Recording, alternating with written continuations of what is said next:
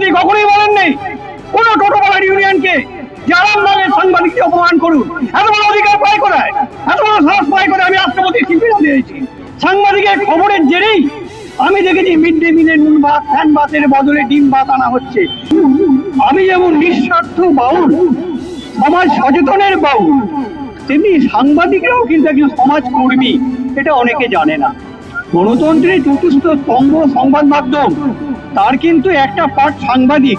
সাংবাদিকরা যদি খবরই না করতে পারতো, সাংবাদিকরা যদি রোদ জল খরা বন্যা উপেক্ষা করে সেই স্থলে ছুটে না যেত, গোলাগুলি চলছে সেখানে ছুটে না যেত, মানুষের সুখ দুঃখ কাছে ছুটে না যেত, মানুষের বাড়ির ভেতরে ঢুকে না পড়তো, তাহলে তো আমরা খবর পেতাম না।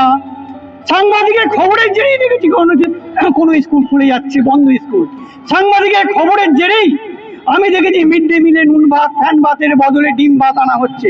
সাংবাদিকের খবরের জেরেই আমি দেখেছি কোনো জায়গাতে মেয়েদের উপর অত্যাচার করা হচ্ছে, দোষীদের শাস্তি দেওয়া হচ্ছে। কারণ সাংবাদিকরাই কিন্তু আমাদের খবর সংগ্রহ করে দেয়। তার জন্য তারা যে বিরাট মাইনে পায় তাই নয়। অনেকেই সাংবাদিক সম্বন্ধে জানেন না। সাংবাদিকদের অত্যাচার করেন, নিগৃহীত করেন, তাদেরকে মেরে ফেলেন, তাদের হুমকি দেন, তাদেরকে বলুন দেখে নেবো। আমি কিন্তু এটা মানবো না। কারণ আমি মুখ্যমন্ত্রী আমাকে 3 বার সম্বোধনা দিয়েছে। আমি শুনলাম আরামবাগেতে খবর করতে যাওয়ার জন্য আরামবাগের যে সাংবাদিক, তাকে নাকি কোনো টোটোওয়ালার ইউনিয়ন নেতা হুমকি দিয়েছেন, দেখে নেবেন। এটা কি আবার নবান্নের মুখ্যমন্ত্রী 3 বার সম্মানিত শিল্পী, মুখ্যমন্ত্রী কখনোই বলেন নেই কোন টোটোওয়ালার ইউনিয়নকে যে আরামবাগের সাংবাদিককে অপমান করুন। এত বড় অধিকার পায় কোথায়, এত বড় সাহস পায় কোথায়? আমি রাষ্ট্রপতির শিল্পীরা দিয়েছি।